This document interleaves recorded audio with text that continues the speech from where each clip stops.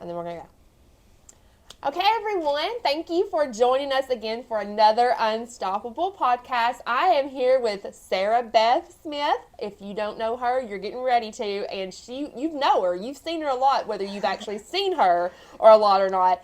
And we're so excited about doing this podcast. We have been asked about doing podcasts about healthy boundaries, and there's some other things people want to talk about if we have time. Or if not, we may have to have another podcast. Yeah. But yeah, when people found out that I was going to do this podcast with you, they kept coming out and they're like, hey, can you ask her this? Or can you talk about this? Because this is important. So before we get into the main thing we're going to talk about today, let's find out who you are. Let's kind of dig into you a little bit, because you do so much for so many people. And I'm all over the place. That's okay though, because so am I. And so like attracts like. And so I had her husband on my podcast, and Travis had him on his podcast, and that's where we met, and we just became instant friends. And I'm just so thankful for you. Me too. And you have just been a blessing in my life, and an added blessing in my life. So I want people to know just how awesome you are and what you do. So go ahead and toot your horn a little bit. Tell everybody about you. I'll introduce myself. Yes, introduce yourself. I'm Sara Beth Lewis. I didn't take on Smith, so if you Google me, look for Lewis. That was just one of those things that I was very adamant that I liked my name, and I got to a certain age when I met SMO that I was like, Sarah Smith. And no one's ever going to be able to find me now. Right, exactly. But it was just something, I'm very thankful to have a husband that really lets me be me, because he lets me be me. And if anything, he helps me be me more. So we're a very dynamic team, and we get a lot of synergy from each other. So I'm also a brand manager for SMO, music artist, which is crazy enough because even before I met him, I had seen him and heard him, and I would joke, even seeing him on the TV screen, and say, "Ooh, he's gonna be my husband one day." And it was crazy. And the time went by that we actually did bump into each other in Murfreesboro, and things, timing and everything. You may meet someone and then not get to spend time with them. Even you, I met you a while back, and then we didn't get to spend time together until now. So even with that relationship, we knew that there was a chemistry there that once timing was right, we were able to be a part of each other's lives. So we did have a time to be like best friends. And I was a high school teacher at the time. Shout out to all my Eagleville babies. Right. All right. Rutherford County, bred entirely for my education, all Rutherford County schools up to, I went to MTSU, and I taught for Rutherford County schools. So, Born and raised. Man. And when I had to move to Bedford County, I was just, because my daddy would always say, because he was from Bedford County, and he was like, I didn't work so hard to get you to Rutherford County to be running around with Bedford County boys. Those Bedford County boys, But it is fun that there are a lot of things that he and I had in common at times in our lives at different points of our timeline, that, we were at the same Preds game, and he was, there with his people, and I was on a really bad eHarmony date, and and that was like just 2 months before we even met each other, but we were in the same space together. And so he says all the time his dying wish is if he could see a 72-inch screen of all the times that we would have been together, because I was 13 at a Lenny Kravitz concert, and he was 23 there. But how inappropriate it would have been for us to hang out at that. But it's so funny now to be like, we were both at that Lenny Kravitz concert, and just knowing how our timeline, it feels almost cosmic. So it was like something was pulling you. You just had to wait till the right time. Yes, right? and there are just things that sometimes when you find someone's energy and you realize they give you more energy, you have to, really grab hold to that. And so I was very thankful to meet him. But it was crazy that I feel like, you want to talk about speaking something into the universe. Like I told the universe who my husband was going to be, and they brought him right. I mean, it was to the point, had he sat anywhere else in the bar, or if either of us had left at either time, we would have never seen each other. Yeah. I was on the way other side of Bar Louie, so... I remember you telling me that story, and I'd wondered how close you were. So you were truly, it was truly on the other side. It was, and it was one of those things. Had I not spoken up and said, "That's who that is," I was like, "Oh man, that's big smile." I was a couple of. Look at you. Come You on, loosey fangirling over goosey your in. head. Oh, I was excited. Does he let that get You to his head know. now? And just does he ever remind you, like, you were googly eyes over me? Oh, no, he knows Yeah. because, like, within like the second time I saw him again, I was like, I used to say I was going to marry you. And he was like, okay. You're like, you know. I'm not a Sagebird clinger. Yeah, I just know in my spirit. Well, let's just speak our truth now, which is so funny because my dad has always said, if any guy asks for the blessing to marry me, what I was like, what would you say? What would you say? He was like, I'm just going to say what you see is what you get, man. That's right. You know what you're signing up for. So I think off the rip, like, John knew that there was no question if we were going to work out or not. And we were both at points in our life, you know, he was 39, I was 29. I was just kind of fed up with just dumb stuff. You know, I knew what I wanted, I knew what I didn't want. And that's, as a woman, that's so hard to achieve because we're told who to be and how to be and where to be all the time, that to be at a point in my life that I was like, I'm good. Yeah. And there he was, and I'm like, this is what people say, you know, that's what people say when you least expect it. And so, and I think even the universe had bigger plans, that I did have other doors and chapters to close before I entered. Because when I met him, he was already like 8 weeks sober, and he was at the bar to test his sobriety before he went back on tour from his heart surgery.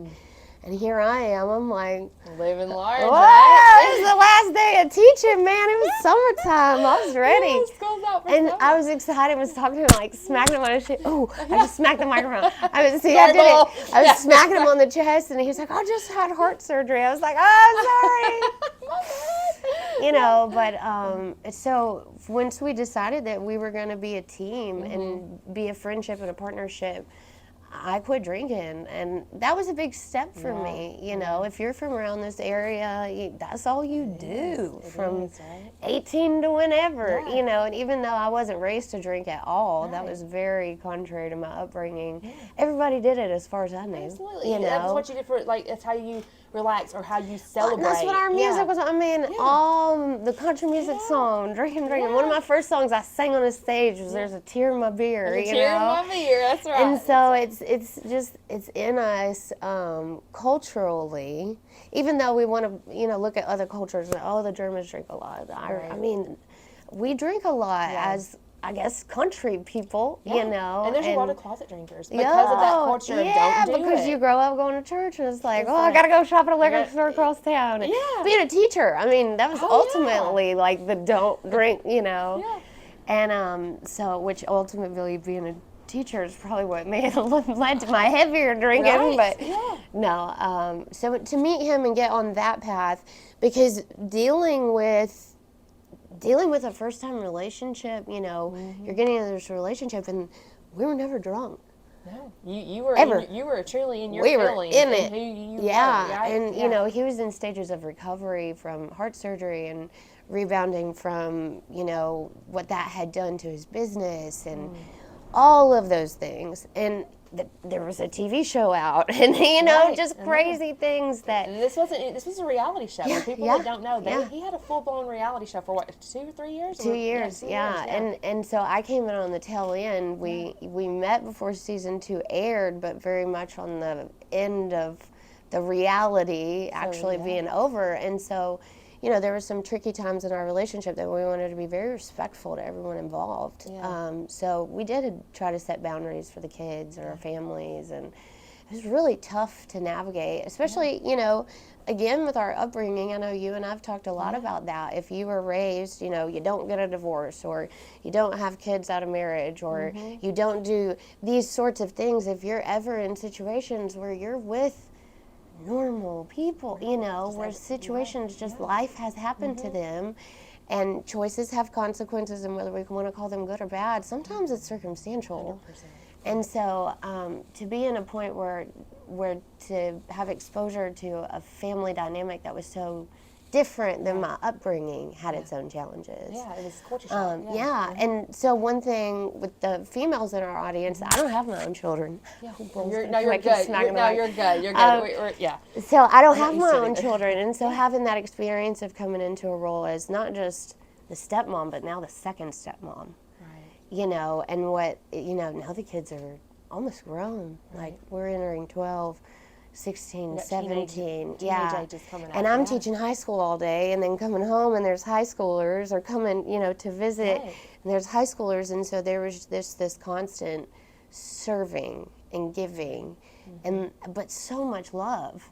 As a 29-year-old woman living all by yourself, you realize that there is in us a nurture in our nature, Yes. and we want to give and we want to love. And if you're naturally a serving person, I came from a mission background and a ministry background, like, I was raised to do that. And so to be in a position where I was able to serve in that partnership, for me, that was love. I was love. ready, Yeah, absolutely. so I was very blessed that they took me in and were like, okay, and you were receiving that as well. Absolutely. Let's kind of dive into that for a minute, because sometimes when you have a servant's heart, and kind of getting into what we're talking about with boundaries today, you have a servant's heart, and you give. Yes. Sometimes it can be disappointing when that is not reciprocated on Oh, the yeah. other end. It Absolutely. can drain a relationship. It can drain. Absolutely. It can create a friendship. resentment. Yeah, it can create resentment. And you're frustrated because you are, I'm careful with my words on this, because you are giving out of your heart, out of love to serve, not for somebody to do something in return. But sometimes you have to understand that not everybody's like you. And as empaths, which me and you talk that we both are, Absolutely. and as servers have servants' hearts, our feelings can be hurt a lot because of that, because we haven't protected our boundaries. And that's where, like, if you are an empath and you're watching, that's where you have to put boundaries in place. And we're kind of going to get into that today, because it's so important to have that. So you came into a situation, it was a ready-made family already. You didn't have any kids, but you came in with a servant's heart full of love, but you had a husband that had so much love to give too. Absolutely. And it balanced. To be in a position where, because I'm incredibly independent, and so to be in a position where I had someone that I could ask to do things for me, which we still struggle. Even now, I'm very, almost defiant with my independence sometimes, because when you have been so independent for so long, and that's part of your nature, when you do find yourself in a relationship where you have to let them help you. And as a giver, and as you have to have help, and you have to have a team, and you have to be okay with speaking your voice to them, and even just the other day, we got in a fuss over the smoothie, because I'm driving, I'm going to get my smoothie, and I'm going to handle all this. And he's like, I'm right here. Let me co-pilot for you. Like, I have to have ways to take care of you, to keep this running. Right? Yes. And so, professionally, we try to seek that balance. In our relationship, we try to seek that balance. And then, within myself, I really have to seek the balance and remind myself that even Jesus went away to the mountain to pray. Like, you got to get away. You have to, whatever your happy place is, you have to, and it doesn't even have to be a physical location. You can have your happy place. My mom always says, go to the beach in your mind, Exactly. So find your happy place, and when you're feeling that, I've done all this, and this is how they feel, I have to go back to the giving spirit. I gave because giving makes me feel a way. Not because of the thank yous. While the thank yous are nice, and we all love words of affirmation, no matter what our love language I don't care what is. it is. Everybody loves that. But you have to go back to what made me do the action in the first place, and that's the love. And I'm all for, one of your boundaries should be to communicate when it's, maybe gratitude should be expressed. If I've gone, someone may not know what great length you went to for them, especially children. I think it's very important to have gracious children. You have to teach them how to express gratitude. When it's appropriate to say thank you, when it's appropriate to say, I really appreciate you doing this, or, because they don't realize. They don't know that unless you teach them. No. And their wife or husband, when they say thank you for it. Yes, and when you remind them what it took for you to get their clothes washed and get them ready for practice, and you can do all that without being nagging, but you can say, and sometimes as a partner, I find myself reminding, hey, don't forget to go tell your dad, he did, because they don't know. They don't. What I know their dad had to go through to make whatever occur. So, sometimes I feel like a healthy boundary is to be like, if it seems like the person is not being gracious when it's something they absolutely should be, you can express that. Just so you know, when went miles for this, especially when it comes to your children or your partner, because Absolutely. that then they know that feeling affirmed for that action and being appreciated for all your hard work is going to generate you to keep going. It's going to keep and make you want to do more. Absolutely. You know, I always tell people, like, if you feel appreciated and you feel loved and it's reciprocated, you're going to do a lot more. That's either as an employee, that's as a your partner, that's as with your children and family. It is so important to just take time out to say thank you. Take some seconds, right? And gratitude is one of your high frequency emotions. And if you find yourself waking up and you think of all the things you already have to be grateful for, and that's not a way to guilt you into, don't you forget, you know, but count your blessings, name them one by one. If you grew up singing that in church, you know that, okay, all I have to do is pause, remember how good I have it, bring back to center. That's where you'll find your happy place, where you're most thankful. Where you're most thankful. And sometimes the things you're most thankful for are what's really causing you the most, you know, but anxiety at the moment, right? excuse me, but that's generally where your real love is, because the expectation isn't being met, and then that's when you have to have that communication, and that's when you get to that next level of love, because I feel like when you truly appreciate each other, then you really can love each other. You can. And guys, if you hear that in the background, it's not a tornado. It's a windstorm. It's a windstorm. A wind bomb. Talk about vibrations. We got, every time I come in here, I was telling Sara Beth, every time I come here to do a podcast, I've been on Travis's show, the Everyday Joe show, twice. It was pouring down rain, monsoon, you can imagine how loud it was. And then today it's wind. So I think it's every time I try to do a show in here. It's maybe that's your element. Maybe. You're like Elsa. Like Elsa. Yeah, the ice. Yeah, the wind. Funny. But yeah. Colors of the wind. Like Pokemon. Yeah, it's so funny. It's true though. But you know, kind of going back to this. I mean, I'm very transparent. Sometimes too much. And Travis hates that because I'm just kidding. He doesn't hate that. I think he likes it, or he wouldn't be with me, honestly. But I do share a lot about our journey and everything else. But like in a new relationship, like we both have came out of great relationships before and bad relationships before. You know, and so the baggage that we take from our bad relationships, you have to be careful because you have traumatic experiences and lack of communication. If you're with somebody that's narcissistic and things like that, I mean, that can really pull on your new relationship. Absolutely. So, and you have to learn that you can't make your current partner pay for your past partner's crimes. 100%. And so sometimes I'll find myself reverting to like an assumption of how I'm being spoken to based on how I was conditioned to be spoken to. And that can come from old friendships or old relationships, old family members. You can have those voices that when you hear a certain tone, it may trigger that inner child to go, this is how so-and-so, you know, and it's all subconscious. But when you know that, when you're aware of what your traumas were and what your triggers are, you can find yourself, and you can find yourself saying, I really don't like when you do that. Yes. You know. That is, we actually had that conversation at a restaurant one night. Absolutely. And it was something that had been bothering me. He had no Got to get clue. it off your chest. You can't stuff it. Yeah, and he's probably thinking, why are you so moody? And it was all this in my head, like the resentment was building. And I'm like, well, this and this and this. And I finally just said, look, I need this from you. Yep. I need this from you. And you're not giving me this. And I know you can, but I need this from you. And I know you probably haven't ever done that before because things may have been unhealthy situations, but my love language is this. Yep. And I need this. Okay, I'll do better. And that's all it was. Okay, I'll do better. And the fact that you know yourself enough, I think what so many people, and I don't even want to say women, because men can they can come from certain circumstances that have conditioned them also, you know, especially whatever their relationship with their father was, that can really be tricky. Yes. And I'm learning different dynamics of like what your family can impact you. And it's so interesting to see like whatever your relationship with your parents were, what their relationship with the parents were, what the expectations were, what the communication was like there.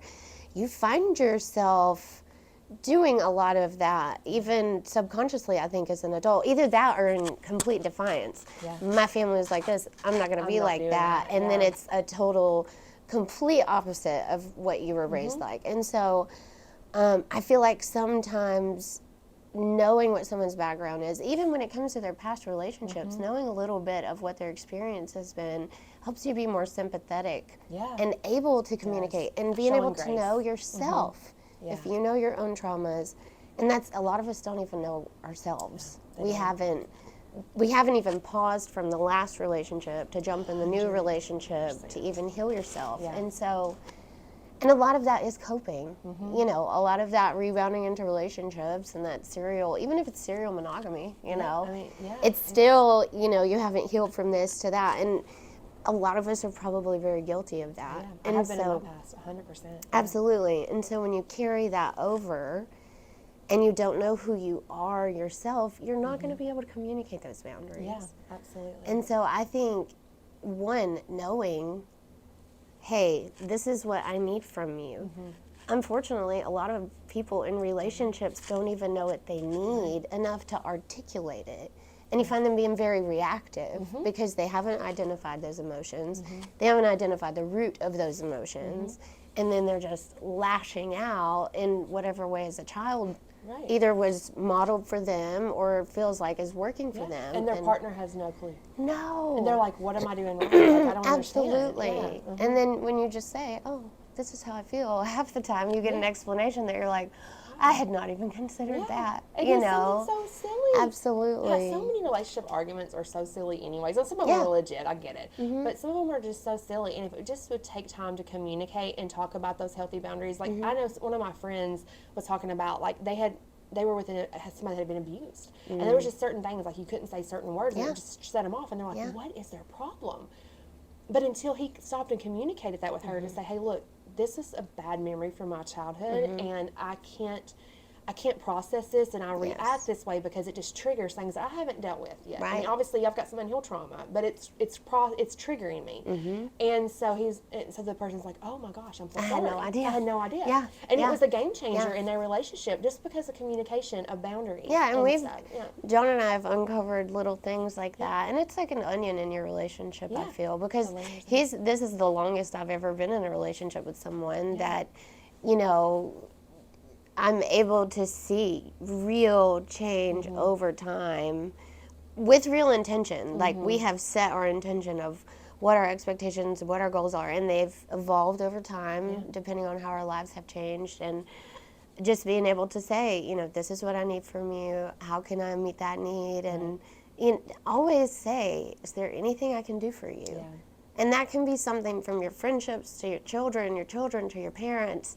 You know, it's just a very kind thing to consider. Is there anything 100%. I can do for you 100%. with someone that you have a relationship with? Yeah. And that's also a boundary that you set as far as a positive boundary, that we are friends enough to know that I've offered, or we have a relationship that's special enough that I've offered to be there for you. Absolutely. You know, Absolutely. so I think as a partner, being able to say, is there anything I can do for you? And not snarky, not naggy, just very, I'm here for you. And that's being able to say, I'm here for you. Is there anything I can do for you? Sometimes that means more than, not saying more than I love you, but it has much more meaning sometimes. Yes. Yeah, 100%.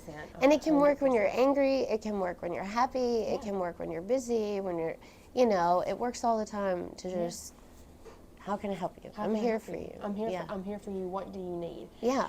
And that's the thing with, I'm sorry, I hear a train, and there's no train at the stations to hear that I know of. So I'm like, okay, is this a day tornado? Is this a Sharknado? It's a Sharknado. Sunny tornado. Sunny tornado. Crazy thing.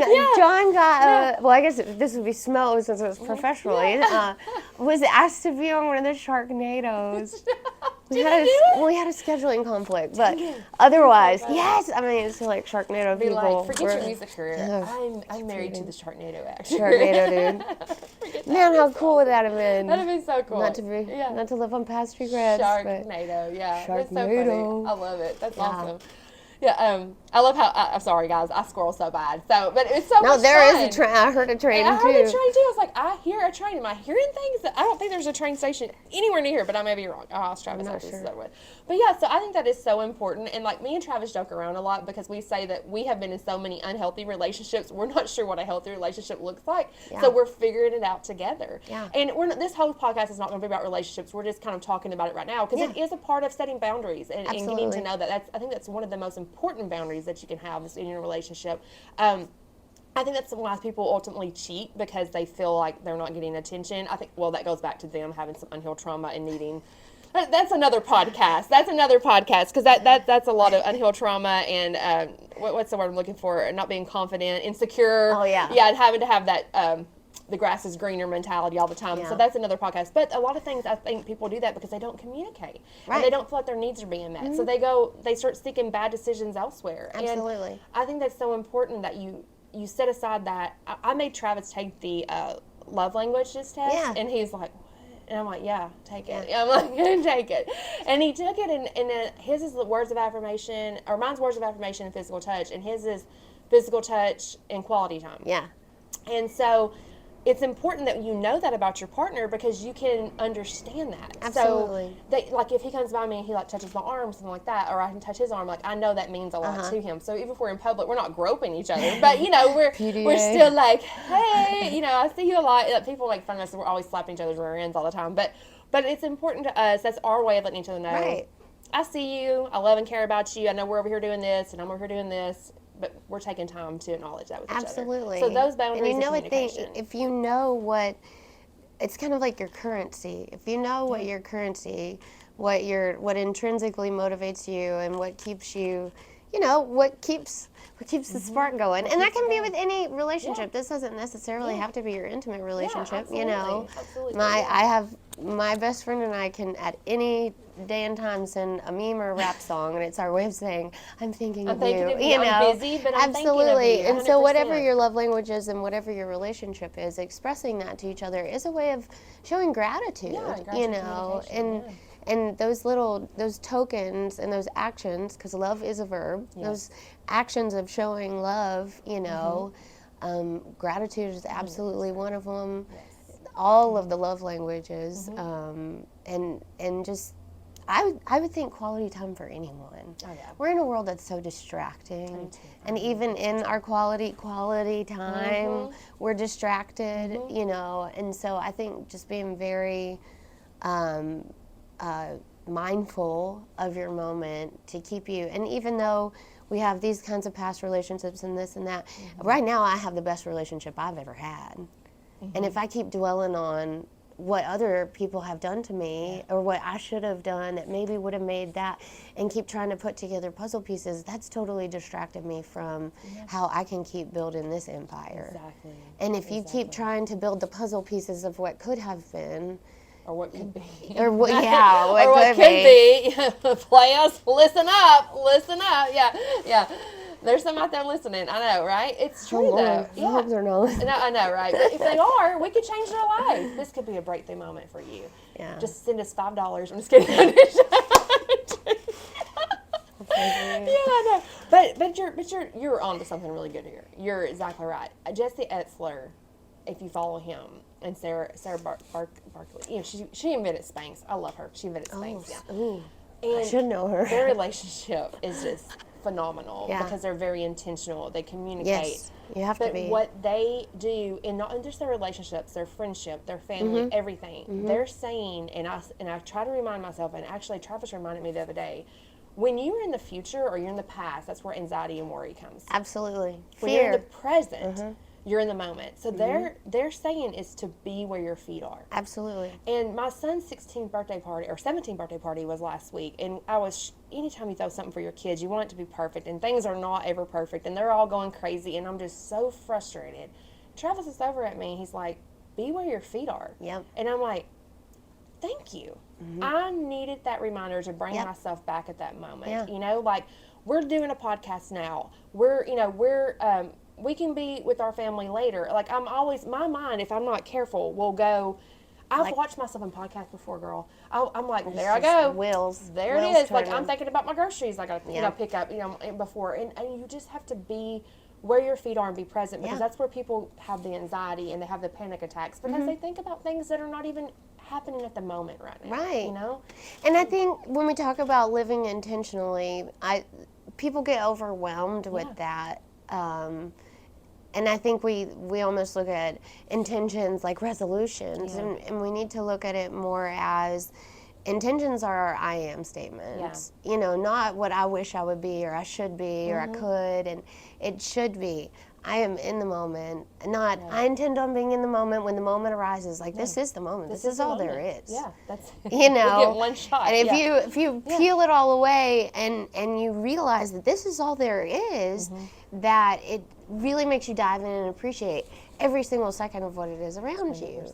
But we're so, and I think it's intentionally, I'm talking about intentions, it's intentionally done to us, excuse me, through media and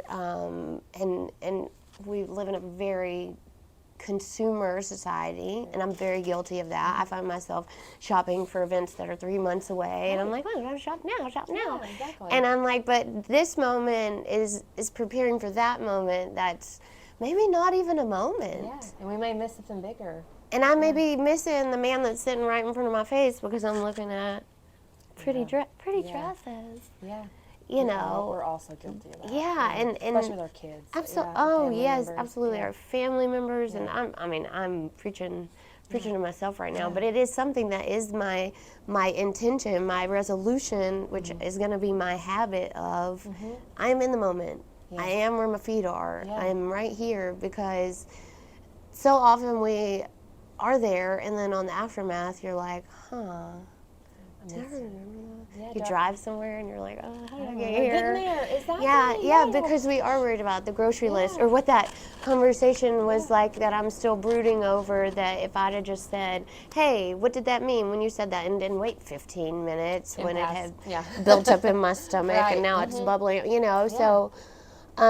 And I will say, depending on what your past relationship is, finding your voice is a real struggle. It is a struggle. So especially if in the workforce. Too. Yeah. Oh, absolutely. Yeah. And if you're finding your voice and finding yourself at the same time in your relationship, it can even be tough on your partners sometimes.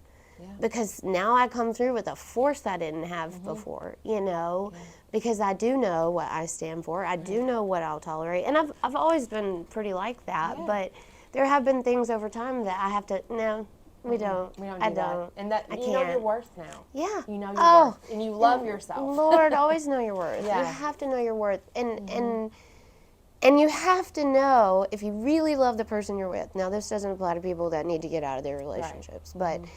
and this can go with friendships. If you really know that you love that person, you will choose your battles. Yes.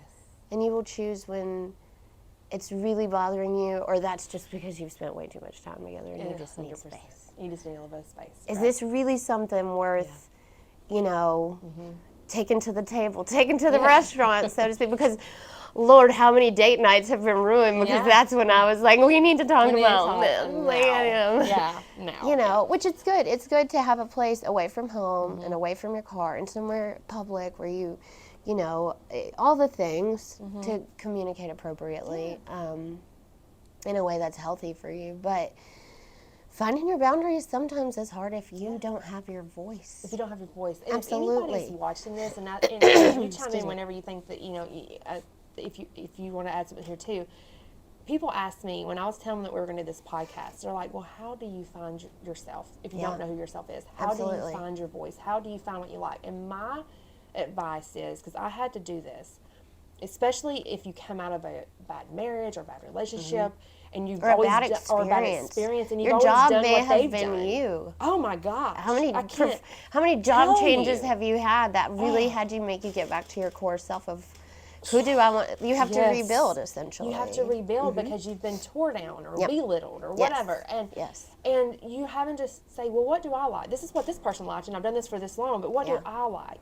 Yes. And Megan has found that I love thrift stores. I love antiques. Yeah. I love that stuff. It Yeah. makes me happy. Right. So when I don't have the kids, or I need my therapy to get away, and I don't want to spend a ton of money because I'm on a Yeah. budget, I go to Goodwill. Yeah. And that's my moment. Yeah. Finding things like that was the very first thing I did to find my identity and who I was. Absolutely. The next thing, whether you're a person of faith or not, I am, so I'll talk about my experience, was I found my identity in Christ. Because I knew then I wasn't going to be let another man run over me. Yeah. Or another You're already a employer wife. run over me. Right. Yeah. I'm So- already a wife. Exactly, I'm because enough. I am worth it. Yeah. Because I came from a very strict upbringing that nobody got a divorce. We talked Yep, about it. yep, And when it's I tough. did get a divorce and I did get pregnant and I wasn't married, and failed relationships after failed relationships, because all I was doing was trying to seek love and validation. Absolutely. I wasn't a bad person. I was trying to seek love and validation because I had unhealed trauma. Yeah. And I finally got sick and tired of being sick and tired Absolutely. of myself. Now, Yes. that doesn't make what happened was not right. There's a lot of situations that was not right that happened to me. Yeah. But, And there are probably things that you did that weren't right. Exactly. And that's okay.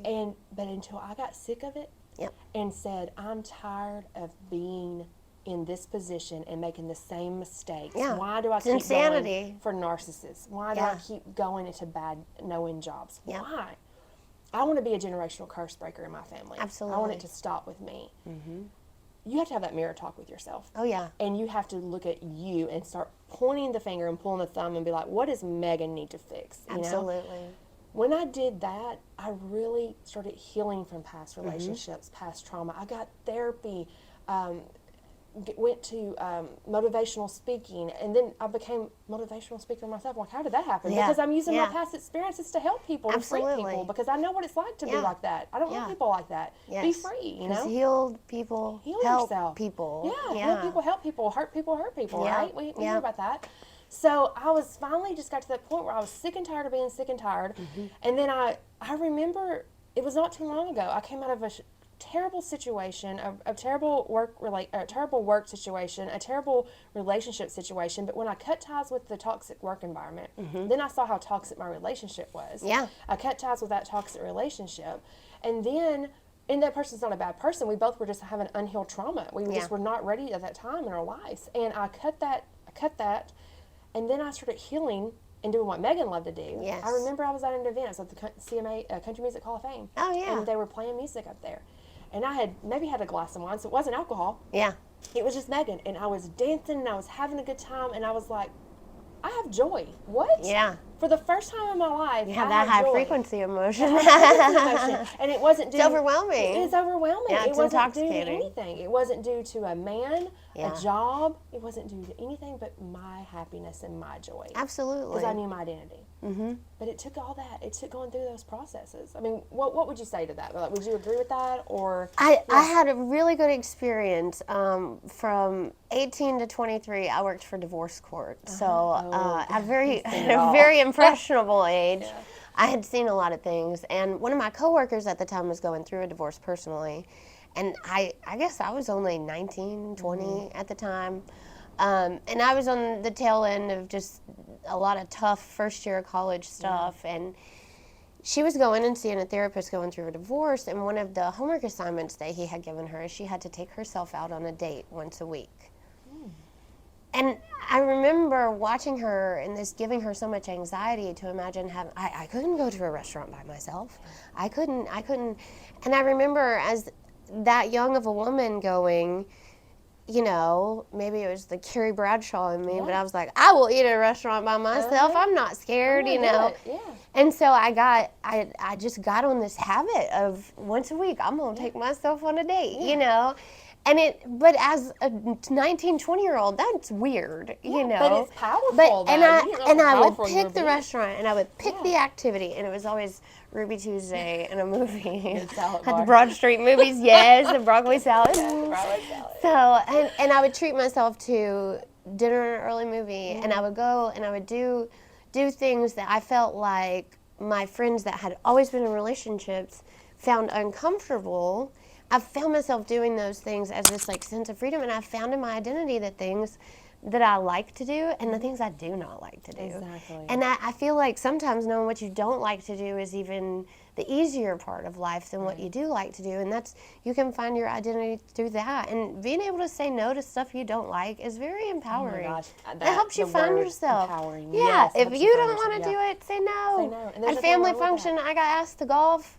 No. I don't want to do it. Does it No. bring me joy? My husband asked me to golf like 3 times and then quit asking because I'm like, no. I'll drive the car. Yeah, not that it doesn't bring me joy. Yeah, it doesn't bring me joy, and it's something that it brings him joy. I want him to go experience that joy, and at that time can be my mountain prayer time. And it brings me joy. Yeah. And I go sit in my shisha with my dog and do nothing. Nothing. It makes you happy. That's right. Because that is what recharges me from someone who does everything sometimes, which I don't, not to downplay anything that my partner does, but I do a lot. And to have that moment where he says, you may go away, and you know, to have, even as a child, my parents were very respectful of, we needed our time, we needed our space, and we needed our energy to reset. to recharge, absolutely. Because even if you are an extroverted person, having time alone really helps you find who you are. Right.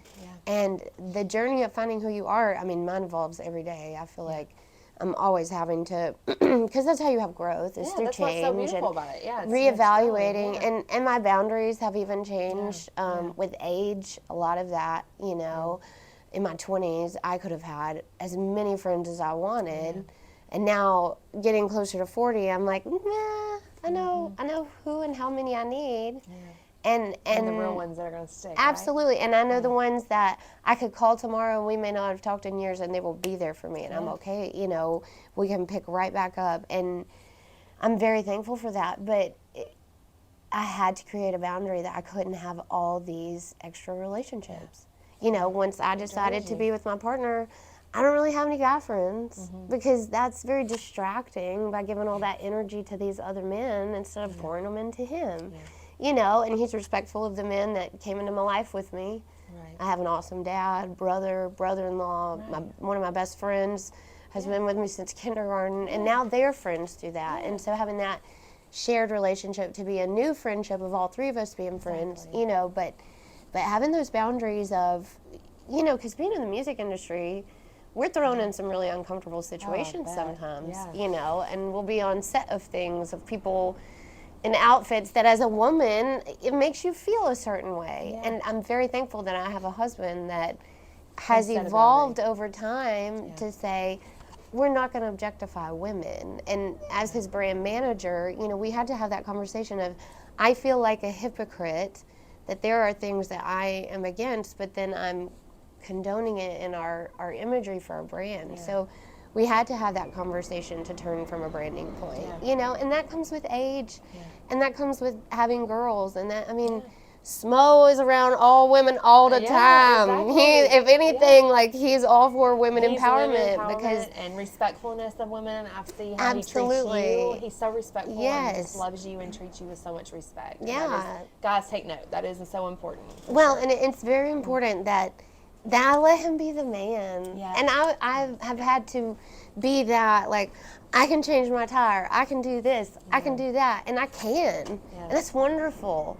But so can he, and God gave him to me to let him take care of me. See, and it's okay to let him take care of you, and it's okay to take care of him. And that, I feel like the empowering part of finding myself in this journey is I found myself as a wife. You know, because there was a point in my journey I had not foreseen who that was going to be. I would have had ideas of like how I thought I would have wanted to be, you know, but in the moment of deciding that we were going to have that commitment to each other, you know, that comes with new boundaries and new expectations and new things that you have to communicate and new responsibilities. Oh gosh, you have a whole new family 100%. now. You know, Everything. I have a mother-in-law. You have a mother-in-law. You know, like things that sound funny. And you know, you're having to take care of things that you didn't think you have to take care of before. Like you're learning each other. Yeah, you're you learning never how to be know. around each other. You know, you're having family dynamic things that, you know, everything is just, it comes with the communication and boundaries is what keeps it alive. Yeah. And life is never going to be perfect, but if you have that boundary and communication where, hey, I didn't understand this, or I took it this way, or let's talk about this situation. Yes. And the fact, like, especially like you said, in the music industry, I couldn't even think about that. Like, I am, like, I'm telling you, like, me and Bryce's wife, Danelle's like, if Lewis ever becomes an actor, I just can't do it. I'm too crazy. It's just what she said. She's like, I'm too crazy to be an actor's wife.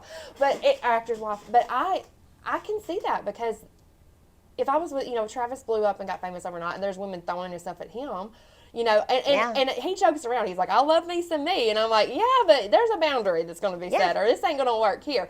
Because I could not do that. But that's about knowing your boundaries. It's not that you're jealous. You just have a certain amount of respect for yourself. Like, he has female friends, I have male friends, but there has to be a boundary there.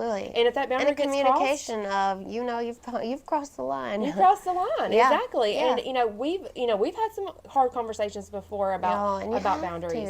Like, hey, it's 11 o'clock at night. We should be. This is our time. These people can wait till tomorrow, and that's both ways. It's not just him, or it's both ways. But it came with what was innocent, and it probably is innocent, but it can be, if it makes your partner question, or if it makes your partner wonder, let's have a conversation about it, and let's set a healthy boundary where it's a win-win, where you can still have your friends, and they can still have their friends, but we're in a serious relationship now, so there's got to be a boundary that comes into effect here, because if not, you're always going to be the Casanova, and you're always going to be Gone with the Wind lady, and it's never going to be there. And his energy is distracted. Your energy is distracted. Ultimately, the more people that you have and the more things that you have, your stress is going to be greater, and your energy is distracted from your priorities. Yeah, absolutely. That's why there is a hierarchy of it, when it comes to your faith and your family, and then everybody else. Because if this isn't working, everyone else, it doesn't matter. No, and it can be as innocent as pie. I mean, you could be talking about sun-drop bottles or whatever that is over there. I see. But if you're constantly doing this, you're giving your energy away. You're giving your energy away, even if it's not to a friend of opposite sex, or even if it's just video games, or if it's or women, Amazon. I mean, if we're constantly, I have to be careful, because he'll be talking sometimes, and I'll be like, he's like, you're not listening to me. I'm like, you're right. What did you say? So it's not just one-sided. I'll take blame where I need to correct it too, but there has to be time where you say, okay, this phone's going over here. This is a boundary time right now. It's our time. It's family time. I know we're not married, so our situation's a little different, but we don't get a lot of alone time together, so we need to really make that intentional. And if not, our relationship's going to be to a point, and I'm speaking from this is just because I can relate to it right now. Our relationship's not going to grow to a certain point, and then my boundary's not going to be hit, and I'm going to be like, hey, I love you, but you're living single, or I'm living single on Amazon. We're going to grow apart, and unless we have that boundary grown together. You just have this like a roommate circumstance, or like a bestie where you're just like chilling, Exactly. And that's fine sometimes. I understand, culturally and just where we landed on the timeline in the circle is, where we're at. I guess we would have been distracted reading the Bible by lamplight at some point. I don't know, like dinosaurs. What were those women sitting around? Like, he's always just whittling. I can't get his hands away from that whittling, So, but whatever has put us in this timeline, that this is our constant struggle in our relationships, even find something that you look at together. One of our greatest quality times. Yeah, we kick back and watch Cops. Like, we love Cops. I love it. And there'll be things. I love documentaries, so I'll stumble across something and I'm like, we have to watch this. Together, And we like a lot of the same, just like talk show things. Yeah. So, but even that, you got to get away from the screen as a couple, because you're never gonna talk more than that superficial level. If you're not, I argue, get out in nature. You really get to know each other when you're outside together. 100%. And even if you're not a naturey person, like, enjoy just it. walk the neighborhood. We're meant to be outside. You're meant to move, and you're meant to move together. And move together. You're meant as a partner, and that's how you build together. And that's how they learn lots of boundaries. If I say I'm hot, John Lee Smith knows he got like a very small window of me before I'm done. I'm hot, hungry. I gotta pee. Any of those, and but I've put him in circumstances that I've really tested his might too, because he's a really good travel companion. And we went on a 4-hour Mayan mountain ride in a school bus, basically, in Belize, because I didn't want to do the touristy way. I wanted to travel like a local. And I'm sitting here like on this bus with this man, and I'm like, because I had always traveled a lot. I went to Mexico by myself. Like I went places by myself. I had lived the, you know, what people like talk about, the ultimate dream. Go somewhere by yourself. I'm like, nah, it's only so cool, you know. You only see so many places. Some limitations. But there were things that like I've seen by myself, and now he's going with me, and I'm like, oh. This is so cool to share. Yeah, because when you're walking around saying, I'm hot, somebody's helping you look for shade instead of just dying by yourself. I want to make it this mountain a promise. Yeah, so and when you share the things that you love with each other, and you do things that challenge each other, or challenge yourself, where you find yourself in it, you know. John and I swim every single day. We go to the rec center, and we do the little jumping jacks and all the stuff in the pool. Excuse me. And I love water. I'm Pisces. It's my sun. It's my person. That is my happy place. And so I just flit around the water, and he's doing his exercises, you know. And so to have that we share together. And my nieces and nephews, they went to the beach with John, and now they call him a merman. Merman. So and they called him that. I didn't even give him that name. So to have this like, oh, we're the mermaids, you know, that really pleases that inner child. Yeah. And I know that's who I am because I know who I was. And if you've forgotten who you are, that's your first step of the journey. If you don't know what would make eight-year-old self run up to you and just be absolutely thrilled to see you, you're not doing it right. 100%. That's a good test right there. Absolutely. If I met, like, you know, maybe like my 24-year-old self, I might would smack myself a few times. Of course we all would. And there are versions of myself as a child that I would even push myself, like, just do it, girl. Who cares? Yeah. But that's why I do so many things I do now. Because there were things as a kid that maybe I was too scared to do, or I hadn't had the realization that you are only here one time, so you better do it now, you know. And be more intentional. Absolutely. And I know you're on stage a lot, so you understand, like, when you're on stage, there's something captivating. And since a child, I've wanted to be on stage. And being with SMO, now we're SMO and SB on stage, and I have this whole new me that I had dreamed of being, but I had forgotten for nearly 30 years. You're out the right person to bring it out in you, though. I had to be me. I had to be healthy at a cellular level. My cells were not healthy. I was malnourished. I was not well. I was tired of being tired. I understand. And I just had to make changes in my life to get myself out of that misery. The misery that you were in. Absolutely. And people don't realize that. No. You have bad gut, you have bad cells, you have all that stuff going on. You're going to be depressed. That's going to lead to anxiety. And absolutely. So if you get your health right, you get your mind right, you get your heart right, you're going to be living the life that people dream about. And I don't care what your situation is. I don't care if you're touring or if you're in your home watching Days of Our Lives. You're going to be the happiest you've ever been because you are going to be content, because you are going to be in the now, in the present. You're not going to be playing defense and reacting all the time. You're going to be you, and you're going to be sound. And that's what I always think is so cool is, and I've said here, I think it was Bull and Travis. I was actually sitting over there in the chair shortly after we had gotten together, and I looked at him, and when I told you that story about the CMA at the thing, I was telling him that as well, and I said, and I do, I love this man dearly, but he doesn't define me. Absolutely. He doesn't make me. And if he ever gets to a point, and I don't mean this bad because I do care about him, but if he ever gets to that point where he's not hitting what I need, I'm going to be fine.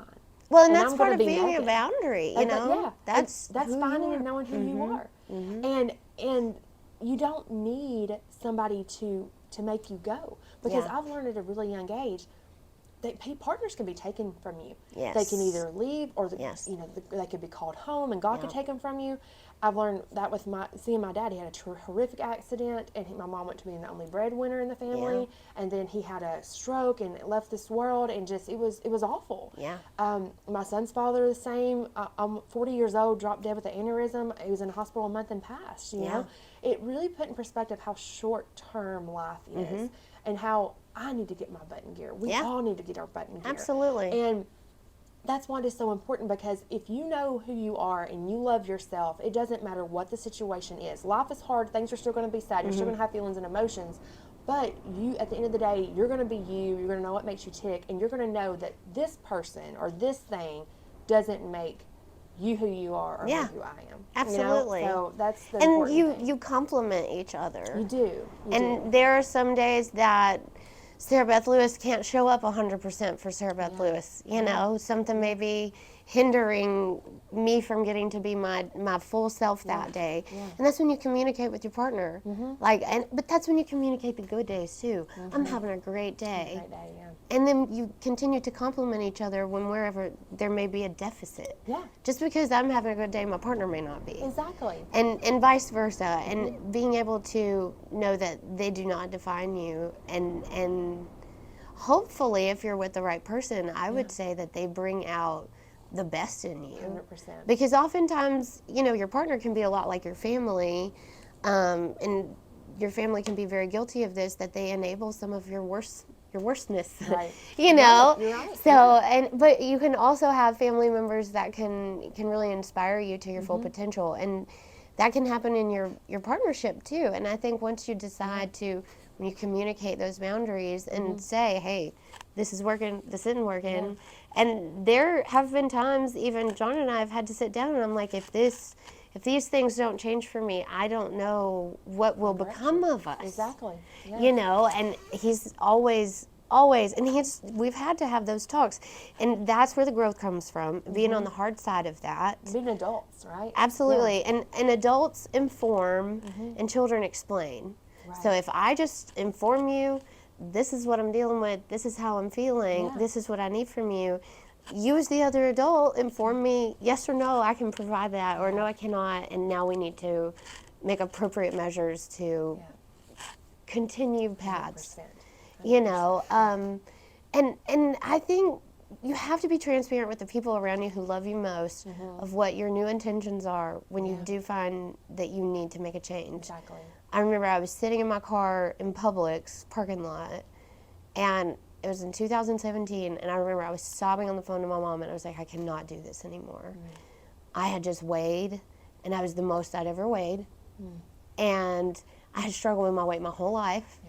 And so to be at a point where, because Smo had already gone from big Smo to Smo, because he'd lost 100 pounds, so when I came into the relationship, he was already losing weight, and that was very inspiring. But then we got into that love phase, and then we started loving each other with food instead of, and we got very comfortable, and I just started packing it on.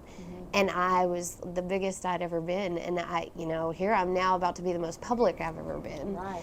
And being a teacher, you have a constant audience, so I'm aware of what I look like from the back in front of a classroom of high school children. Right. You know. They're not the nicest. They're not the nicest, right? Yeah. Or the most gracious. Exactly. Yeah, they're gonna tell you the truth.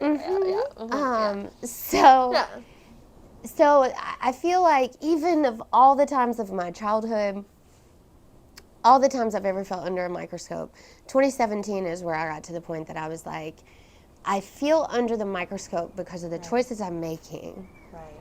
And I had already quit drinking. Right.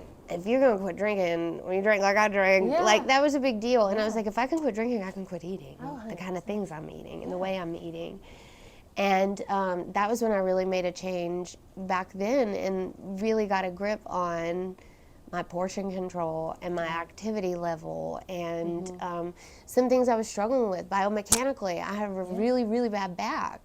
And figuring that out and figuring out methods that worked for me. All the tried and true methods of exercising weren't working for me because it was hurting me. But I didn't know I was hurt, you know. So being sick and tired of being sick and tired, I figured out what some of my core real issues were. I found someone that was inspiring to me, and I looked to her for guidance. And I had a network of people that I was intentional with. I am losing weight. I know before we would have ordered the appetizer, the entree, you know, and having my partner on board because we were eaters. Date night was easy, $200 tab because we would get the drinks, the this, the that. and then go to the movies and get the this and the that and the that, and then get the ice cream all the way home, and then have a chocolate bar and lay in the bed. You know, we did all the We've had those nights. all the cuddling things. Yeah. You know, all the lovey things, and depending on how you were raised, love may have been in the form of food. Yeah, it's true. Comfort may have been in the form of food, and even those of us that may have come from backgrounds that were even borderline abusive in what our mentality was towards any of it, diet, restriction, or no limitations, you know, getting a handle on using your food for fuel and eating to fill you, not to fill a hole, and then figuring out from that, man, through that I found fitness, I found motion, I found all of these great things. Then through that I became a vegan. Yeah. Like there's a me that would punch me in the face if I said I was vegan. Who is this person? Yeah, I used to pull dead chickens out of Tyson barns, and now here I am. Vegan. Loving chickens. Are you doing no oil? Are y'all doing no oil? No oil, no gluten, no alcohol, no dairy, no cheese, none of the things that we called good. But and for the first time in my life, all I do is eat light. There was a study that was done when they take pictures of fruit, just raw fruit and vegetables, the light that emits from it, like the Kirlian photography, I can't remember the word is, but it basically captures the aura. And I'm eating light all day because the sun has gone straight into this apple that's going straight into me. And so when all you're consuming is light, all you can give to people is light. Absolutely, and I don't want to go into a veganism stretch because it gets me, but once I realized there are a lot of parallels between the way we treat animals and the way we treat women.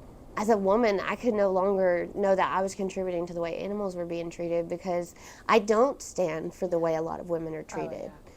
And so I had to be on board with the animals to be on board with the women. You know, and then with that, we got rid of pornography entirely. We don't really watch anything that has any, you know, and it cleans your mind and your spirit. And it's something, you know, in Bible school we would sing, "Be careful, little hands, what you do, feet where you go, eyes what you see, ears what you hear, mouth what you say." You have to be so careful because the input will be the output. Absolutely. And eventually. If you're talking bad about yourself, like, "Oh, you're so stupid, why are you doing this?" Blah, blah, blah. Ooh. Don't say that. My intentions, speaking of intentions, I am not allowing myself to talk to me in a way that I wouldn't allow anyone else to. Whew. And that one's tough. That is because tough. we went trying on fancy dresses yesterday, and it's the first time I've tried on a fancy dress. The last time it was a size 16.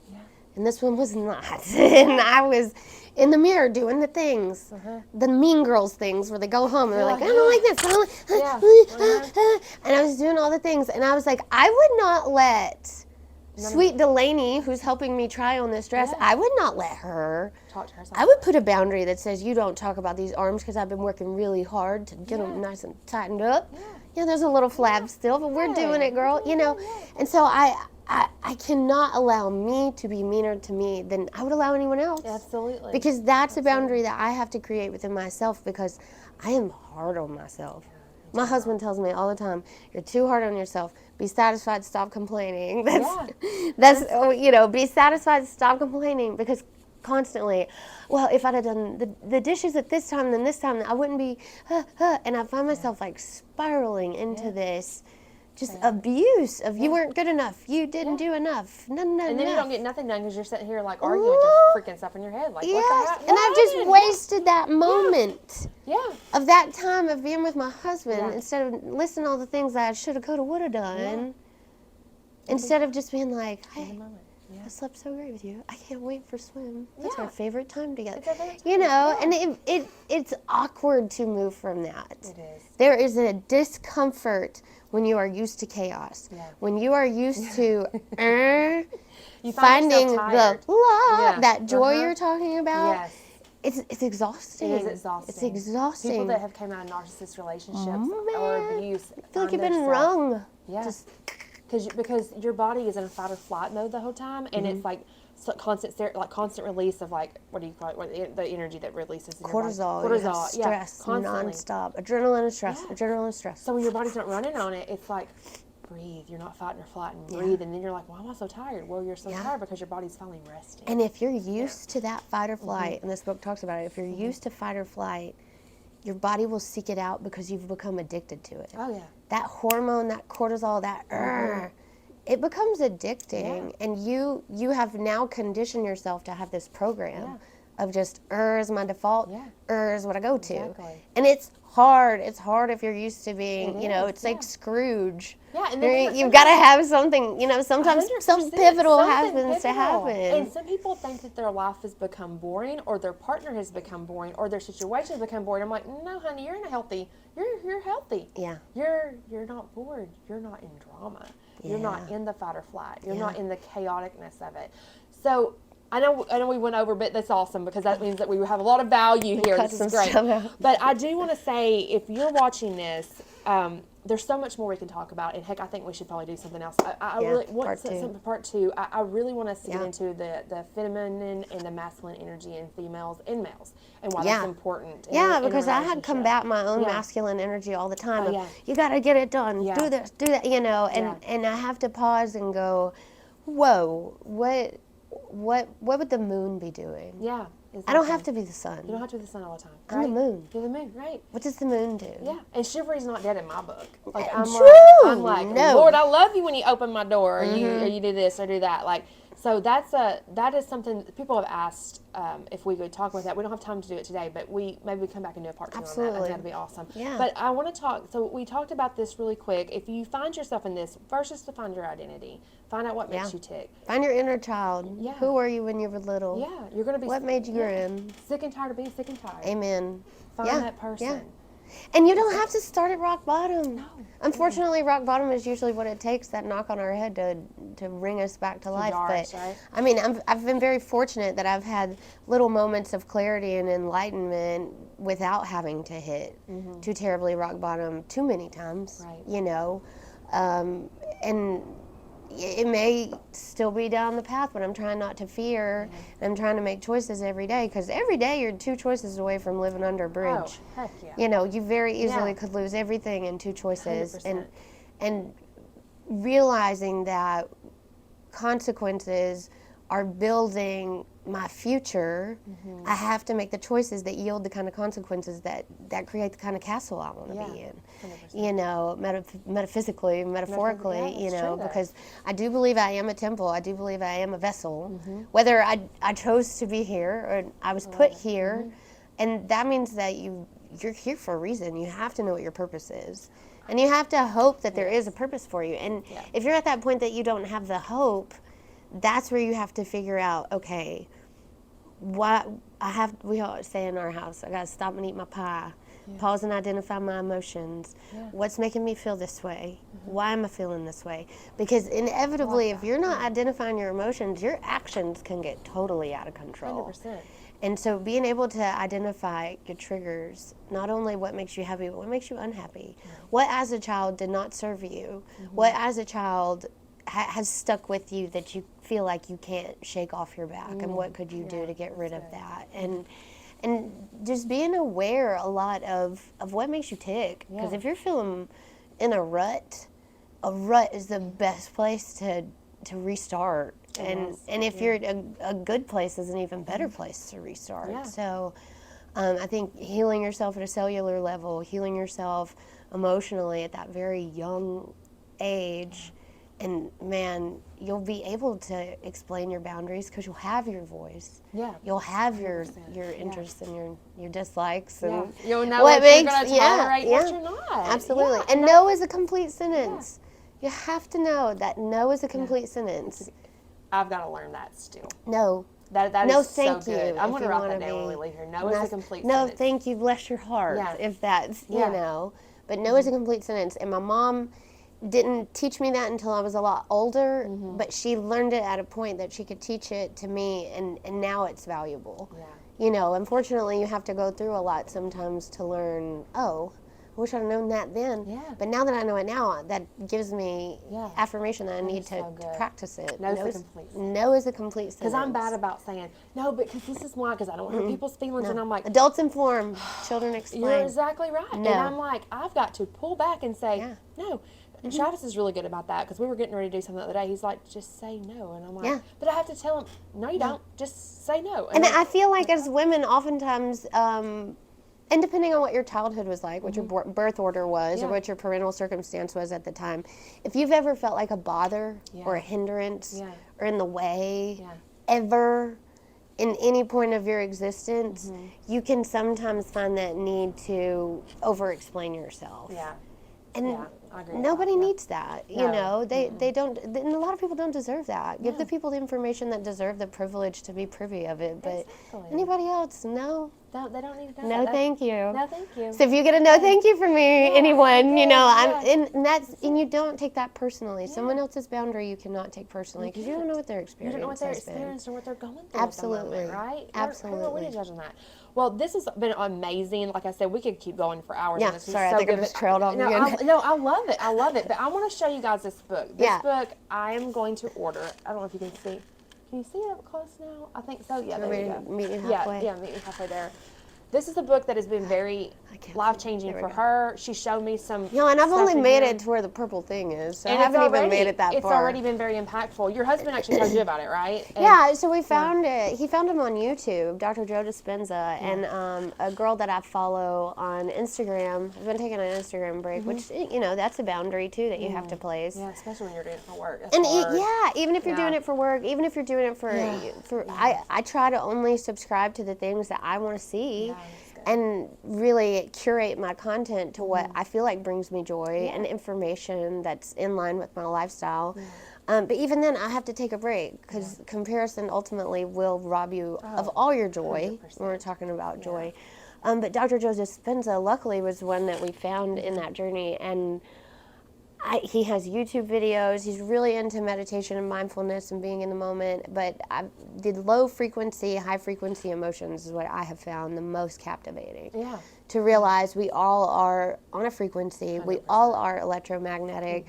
We all are able to be on the same page. You know, we're all little radio signals going around. And I feel like that's how you're able to call in people.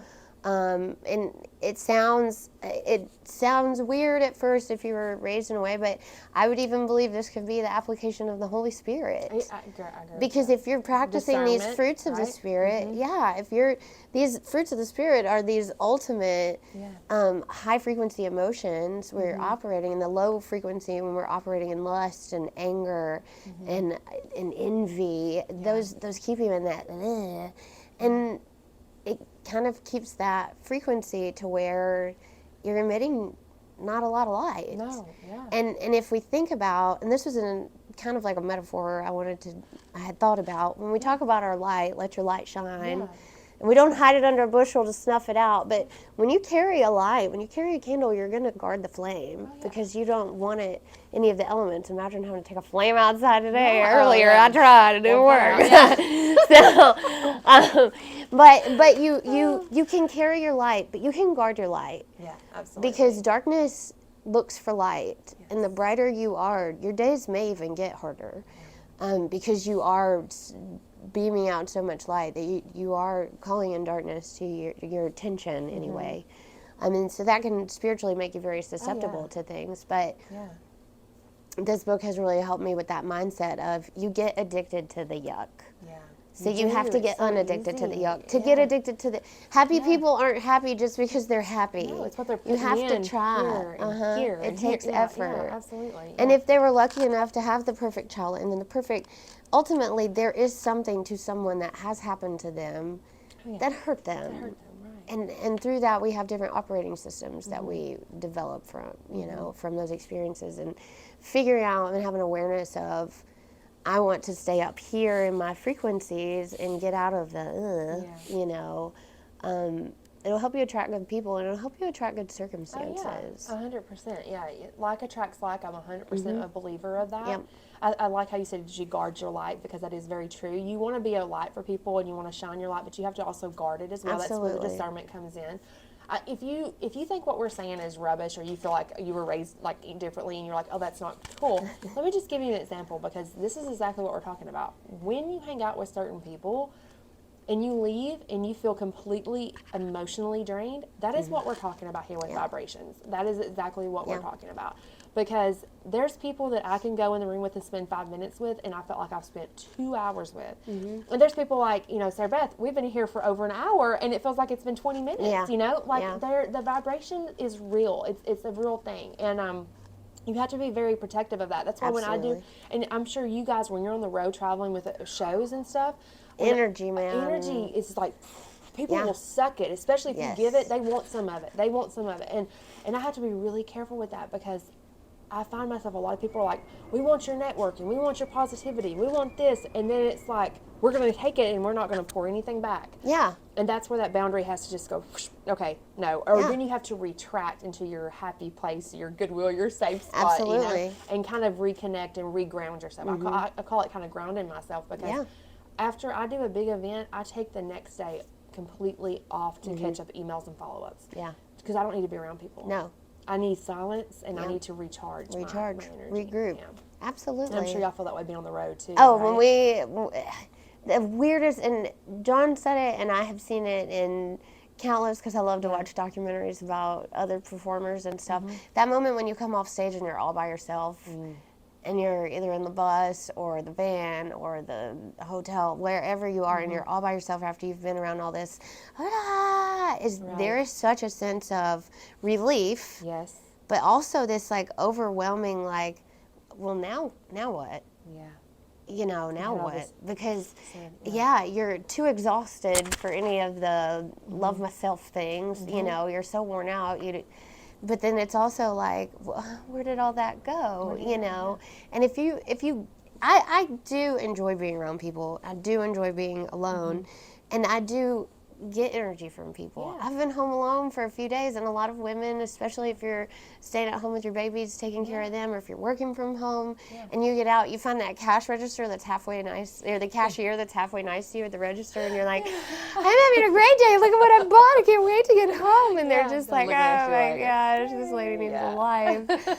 But you need that. You do need that, and I feel like we forget so often, and we've gotten so technological, that we need to talk to each other.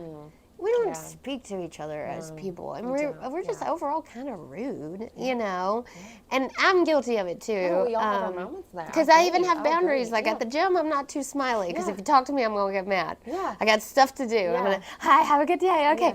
No, don't talk to me. Don't talk to me, But there's a propriety I feel like we've lost socially, that we just don't greet each other. And sometimes I'm the weirdo that I'm like, good morning, hello, and it comes in moods. Sometimes I'm too moody that I don't, whatever my energy has been drained, but I do find that we as humans, we need to just talk more, period. We just don't talk unless we're screaming at each other, and by then I'm like, oh, couldn't we have just talked about this all before it escalated to this, you know? I always tell people, technology can be such a good thing if we use it correctly. Like, it's a tool, not a toy. It's a tool, not a toy. And I do try to do TikTok lives a lot, because I'm trying to increase my following there. So it made me uncomfortable. So making yourself uncomfortable is growing, right? Absolutely. So I made myself uncomfortable getting on those lives. And then I got to thinking about the holidays, how cool is this? That this technology is there for people that don't have family. They can get on it and talk to people. Absolutely. How cool is that? So my messages that I was putting out there in my lives are, check on your neighbors. This time of year, the weather, people have seasonal depression. They have loved ones that are not with them. It's it was just Blue Monday time. This week. Yeah, it's just like, check on people. Just say, hey, are you okay? And it's okay not to be okay. Talk to us. Reach out. Get on a live. If one of my friends told me, if you ever find yourself stressed out and feel ungrateful, find somebody to serve. Yeah. And I'm like, absolutely. That's so good. that is so good, because it's the truth. Because when you start serving, you start seeing how blessed you really are. No matter what your situation is, you can find the blessing in it. And you can use that to teach other people gratitude at other points, because I've had some life experiences where I've got to witness some pretty crazy stuff. I did an internship in Honduras for 10 weeks, and so it was ministry, it was service, and to be in a point of, I've experienced that in the mission field, and then to be in a Rutherford County classroom and kids are on the desk, and I'm like, I know babies who would kill for that desk. Yeah, absolutely. Just crack color with, and right? so there are things that, it's funny you say that, because we got a a suitcase full of crayons sent to us. And I remember, like, opening a suitcase full of crayons, which is weird. Like, what other point in your life are you going to have a suitcase full of crayons? And those kids went wild. Wow. And I remember that moment of, okay, there are little things that, especially when I was teaching the kids, that you have everything to be grateful for. Not to diminish whatever is upsetting you, but at any moment in the storm, you can pause and be thankful for at least one thing to hold on to. I don't know, but yeah, I think you have to express that you want someone to show gratitude to show the gratitude. Like what we talked about the very first of the podcast. Absolutely. You have to model it. You have to model it. You have to model it and do it, and that's what is so cool. And so if you find yourself in that rut, light therapy is cool. Go get you a light at like Home Depot. Yeah, that works. Get your sunshine. It's so sunny outside. You may blow away today. Go outside and stand. Yeah, and hold your light over your light. You said generational trauma, and it made me think of something earlier. It's something that I've been reading about recently. I was talking about healing the ancestral trauma. Oh. And we hear that, and we think so many things, trying to get back to living like our ancestors, and a lot of people automatically turn to diet. Yeah. But one of the things that I've been reading a lot about that because of our lifestyles, we don't pay a lot of attention to is our exposure to the sun. Mm-hmm. You know, intentional light consumption, because we are light beings. Yeah. If you believe you're made of light, you need solar panel, essentially. Yeah. And Cristiano Ronaldo takes 20 minutes of sun every day. But these high performing athletes and these people who are really working, you know, the ice bath kind of people. They're really into this, going and worshiping the sun, basically. You have to go outside, and man, you want to be grateful. Have 14 days of rain in Tennessee.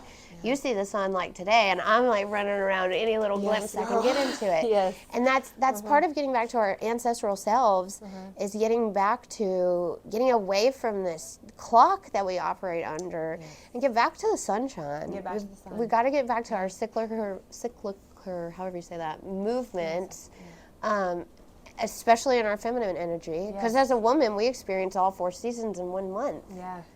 You know, like in Tennessee, we get all 4 seasons in a day sometimes. But you know, so understanding like that life flows in a rhythm.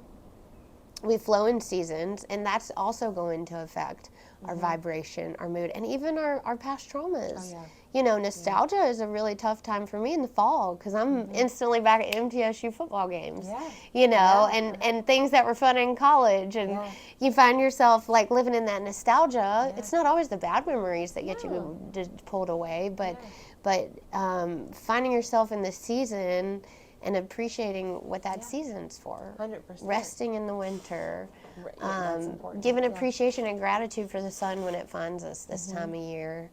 And getting exposure to that light, because that light coming through your eyes, coming through into your spirit, it helps you reflect more light by taking more light in. And you can read on this. Like, we're not just Hacienda del Sol in Costa Rica literally takes famous people and gives them sun therapy. Exactly. And that's why doctors are like, a lot of postpartum women, they're like, go get a therapy light and sit under it. People have swore it's changed their life because there is power in light. And you can sit there and be like, well, I'm a Christian. Okay, who makes the light? Who made the sun? Okay, it's God. So, you know, get you some God light. Call it the sun light. Oh, and the sun is everywhere in the Bible. It is. The sun is everywhere in the Bible. It's powerful. And it's our everything. It's what gives us food. It gives us everything. Absolutely. And so, the sun, and then with all the wonderful systems that work together, if you have nothing to be grateful for, just walk outside. Absolutely. And if you're in a place that your outside does not make you grateful, hop on a bus and head to a park and just go sit in some grass for a minute. Change the scenery. Right? Go get some mountain time. Go get some water time. Get somewhere where you can find what man has not messed up.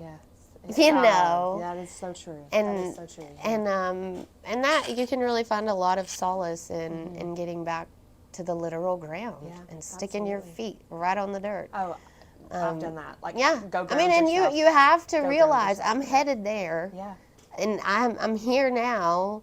What do I want to do while I'm here standing before I'm underneath all of it? Exactly. You know, and I think getting outside, it'll be freezing sometimes, and I'm outside barefooted, just like get the little bit of grab sun, it. you know. Right, That's why my she shed's so valuable, because it's like my own little greenhouse. I go sit and, you know, cooking in the middle of the winter. But finding, and as a kid, I loved the sun. I loved it. I loved the moon. And so to be back at that point of where my ancestors would have been, they wouldn't have been distracted by the phone. They would have been distracted by the stars. They would have been outside looking at stuff. And, you know, I've had some different experiences that have led me to some, like, real literally dark moments in life where I was in the middle of nowhere and I saw the sky in all of its wonder and majesty. And sometimes we get distracted being near the city and the security lights and the front porch lights and all that we forget that there is an awe and a wonder that's right there every day. 100%. Especially living in that Tennessee. sunrise is there, that sunset is there, and those stars will be there. And in Tennessee, absolutely, you have no excuse not to wake up for the sun. All these waterfalls around us, and the sun, like you said, the morning sunrises. Gosh, we had one a few days ago. It was beautiful. Yeah, oh and gosh. if you're not a morning person, it doesn't matter. I'm not either. I hate the mornings, There's but sunsets. at 5:30 every morning, I'm up and I get to watch that sun come up, and at a time in my life that probably would have made me vomit. But now I'm like, this is, you know, I appreciate this cyclical, I got to learn how to say it if I'm going to keep saying this cycle of the way that I move, that it's important I get up with the sun. Get up with the sun. It's important that I pause and reflect when the sun goes down to thank it for this. You know, it came up and it was here, and I trust it's going to be back. Exactly. And if it's not, then whatever the plan is from that will be. But I have no reason to fear up to this point that the sun's not coming back. Right. It's been trustworthy all this other time. Absolutely. And I think having a gratitude just for the sun. Yeah. It's so basic. You can't possibly be thankful for. Be thankful for the sun. Be thankful for the sunshine, sunset. and be thankful that when you do spend time in it, it heals you. It does. It will heal you. That's right. That's right. Yeah, it's a true real thing. And anything the sun touches is pretty good, I would say. Yeah, I agree with that. That's why I like to eat sunshine. I know, right? Eat sunshine, eat your strawberries and apples and all that fun Eat your stuff. fruits and veggies, be eating sunshine. Yeah. Well, tell them how they can find you if people want to reach out to you, because you have a podcast too. Oh, or in the make. I mean, we have. Okay, so my husband and I, Smo and I had a podcast, the Smo Knows podcast that I was co-host. A friend and I, we've been tinkering around with it. We haven't really launched it yet, but we do have some ideas in the making. But yes, I do have a podcast. You can find it wherever you find podcasts. It's on YouTube as well. Audible, Apple, all the things, Spotify. Awesome. I'm a Spotify person. We also have a YouTube series, which that is more of my, not that I didn't love the podcast. The podcast is very fun. But the YouTube series, we had a lot of fun. We have 10 episodes. So if you go check out Smo on the Go, the first few episodes are us in Mexico, which I did part of my master's in Mexico. And this was the first time I had gotten to take Smo to Mexico since I had lived there. So we did a real cross-country. We started on the west side, wound up on the east side, and came back home. So cool. you got to meet a lot of my really good friends, and they're in it. Even some of my friends have passed away, and one is in it. So it's cool to get to have that memorialized, that memory. And I'm on Instagram. If you want to check out content, it all leads to the website, which is what's really important. That's therealbigsmo.com. There's a chat button there. It sends a message straight to my email. So if you have any questions, therealbigsmo.com. You can find me on Big Smo Inc. Official is my Instagram. And then I have a YouTube page, which it doesn't have a lot of content, but it does have some behind the scenes Smo content on it. Under Sara Beth Lewis. So and the health journey is on there too. The health journey is on the website. Yes. And so right now, if you go to the website at the very top, there's an icon that says Smo Health Easing, and it's a 12-page full color magazine of kind of how we first started our health journey, and now we're getting ready. We're starting on the part 2 to come out. That's going to be a little, because we've refined even from going plant-based. Now, like you were asking about the oil-free, now there's no oil, there's no gluten at all, and just kind of what our schedule, our routine, our fitness has increased a lot. Because once all the weight was gone, it was easy to do things, Smo's doing pull-ups and push-ups on his head now, and I'm wearing a dress It's backless. I've never done that Y'all before. be watching Instagram. Yeah. So, but these are like our little non-scale victories that, you can say, because together we've lost over 300 pounds. He's lost over 200. I've lost over 100. Such life-changing. And to be at the point where we had gained some together, we've had some moments where we were fat vegans for a little bit, and we were like, woo, we gotta rein it in, no more Oreos and French fries. Yeah. And we got to the more refined state, and so that's what we really want to share with people now, is that more, because with the refined diet has become, the spiritual change has been incredible. Because once you are healed at a cellular level, everything will come in tune, because you don't work so hard to keep your body healthy and put up with a lot of the mess that you might would have before when your body wasn't healthy. The clarity, the fog's gone. And my schedule is so disciplined now. We're up at 5:30, out the door, at the gym, go to swim. So every day at least, 3 hours of my morning are dedicated to our fitness. That's great. And we feel like that's important for our brand. Yeah, I think so too. It's important for us, as humans. And it's wonderful for our relationship because we're spending all this time together. Like, we're at the gym together.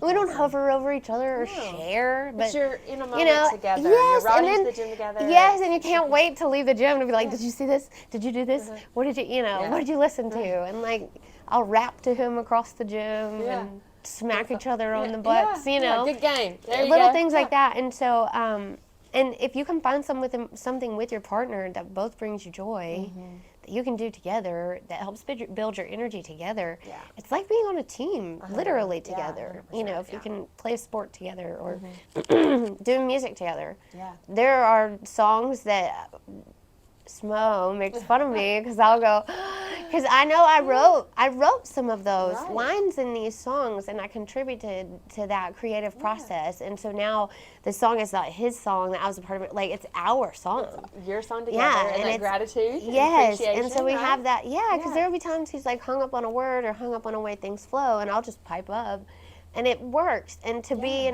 you feel useful, and you feel in a team.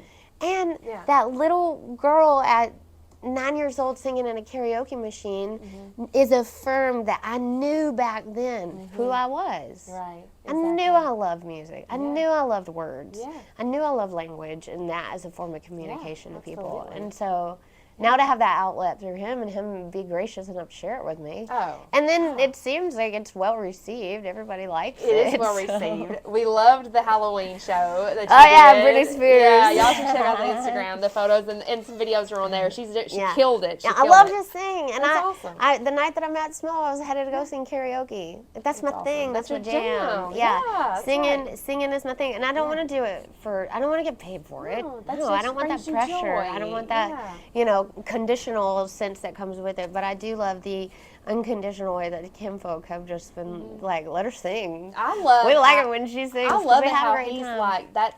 A lot of people will be like, this is my platform, this is my thing. Yeah. He's not. He's like, come on, baby. We have so much fun up there. And the pictures, man, some of the photographers have been able to capture moments that I felt those moments, but I didn't know it, and I'm like, it's like the least attractive pose ever. But I know looking at it, I know what I felt, and I know it was joy. And bliss and all those things that I was doing, the things that I knew somewhere deep down. Little Miss Sara Beth was like, we're going to do that one day. Yeah. And I did it. Absolutely. And so now, whatever that is for you, if it's, climbing a rock wall or whatever. Whatever. Find that Motivates joy. Yes. Go scale yeah, it. whatever it is that your little girl self or your little boy self really thought that you try it, take a class, even if it's online, read a book about it, whatever it is. There's Because too many YouTube videos not to know how to do oh something. my gosh, these and days, I love dancing as a kid. Yeah. Now I'm doing a fitness routine that's all dancing. Yeah. I mean, I dance the whole time, and it's silly maybe, and it's I'm not the best at it by no means, but I'm not punishing myself for movement. All this time I have been doing all these things that I didn't enjoy for movement, for exercise, and now I'm sweating, dancing, and I'm having a great time. Yeah. I only do the machines at the gym that I like. Same. Sorry. Same. Yeah. Sorry if all groups aren't work. No, exactly. I don't like that one. I don't and like I can that give one you either. plenty of justifiable reasons why. But and I think, one day I will push out of that comfort zone if that's even what it is. But and grow through that. But there are things that you have to quit punishing yourself because you've been forgiven. Yeah. You're 100%. forgiven. Yes. So you have to forgive yourself. Yeah. And once you forgive yourself, you will have the freedom, because through forgiveness comes great freedom. And with great freedom is a lot of responsibility. And with that responsibility, you have to take the measures that you're making, the choices that are going to wind you up where you want to be one day, regardless of what external forces are going to be coming at you, you know. You're 100%, Yeah. 100% spot on there. Yeah, I mean, my yeah. words, and he has my words today, Put too. your Yeah. armor on, you know. You put your armor on and you go out and you try to spread your light, and you won't succeed, you know, all the time. No, but you show up And and some you do it days you're anyway. brighter than others, Right. and people will recognize when you're not. And if you are generally a bright, you know, we've been going through a tough time recently with just some things going on, and there have been people that have noticed that I'm not me, but then there have been people who've noticed, she's back. Yeah. Guess who's back? Guess who's back? Yeah. You know, because you will go through valleys, but they don't last forever. No, that's right. And it's when you get up through the valley and you see the sunshine again that you're like, here I am. is. Here I am. I was there that whole time. It was just a need little, a moment. it was a little darker than it Yeah. usually is. And that's okay, You know, the right? dimmer got hit a little, Yeah. but I'm pushing to push that dimmer light back up Right. so I can be that bright And light you know for how to everyone. find your way back, too. And people that right? really love you, Yeah. that are on your vibe, will know what to give you in that moment to help you find your light back. 100%. And you just have to let them. That's Yeah. the hardest part about love, is letting people love them, you. and not be afraid to ask for it. Like, it'd be like, okay, look, Yeah. this is what I, like we went back to, this is what I need. So, Yeah. well, guys, I thank y'all for tuning in with us and staying with us. Thank Yeah. you so much. Absolutely. I think we've This is provided so fun. much value. I mean, Yeah. it's helped me sitting here. I've like had some like nuggets Yeah. of epiphany go off in my mind that I need to go home and journal later. Yeah. Well, and it helps me too, because yeah. when you're on a journey, having people that know what your journey is, it holds you accountable. Yeah. You know, if I know that I've said these things to these listeners, if I've said these things to you, it helps hold my feet to the fire that I know, you know, we're all leaders in our own. I'm leading. I'm not your leader. You're your own leader. I'm leading, and I'm the leader of my journey and my family. Yeah. But by leading others, there's an accountability of I'm going to behave because I know I have people watching me. Absolutely. And it can be overwhelming and oppressive at times, but when you have the freedom of knowing if I'm speaking my truth and I'm being the real me, then I can be, you know, a good Authentically who I leader. am, Yeah, right? A good absolutely. leader. Yeah, for sure. And well, I keep looking over here because my Oh, battery's low not battery. low battery, and that's what I'm doing over here. But thank you again for coming today. Thank you for having me. Yes, and stay tuned. Unstoppable Podcast. We're on all major networks, all major panels. We're doing some big things this year, so plug in. It takes 2 seconds to like something and share it, y'all. Show some love, and there's a blessing everywhere you look. You just got to find it. Y'all have a great day. Awesome. Thank you for having me. Thank you.